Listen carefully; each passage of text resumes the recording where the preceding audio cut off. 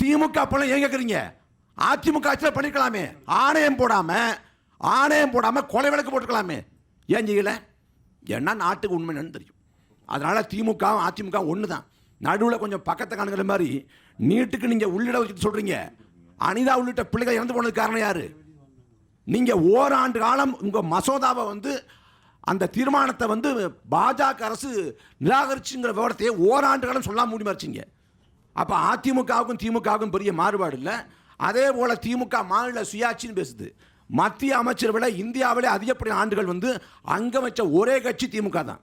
வாஜ்பாய், தேவகவுடா, ஐக்கிய குஜரால், மன்மோகன் சிங் அப்படின்னு பல பிரதமர்களை மத்திய அமைச்சரவையில் 18 ஆண்டு காலம்.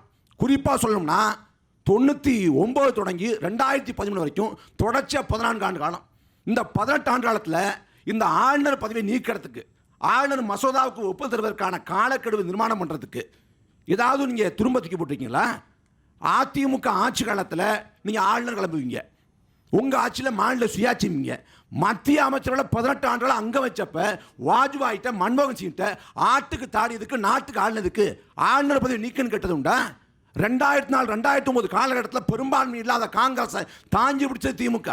அன்னை காலகட்டத்தில் வடக்கை ஆண்டு கொண்டிருப்பது தெற்குன்னு சொல்லப்பட்ட காலகட்டம். அன்னைக்கு என்ன பண்ணீங்க?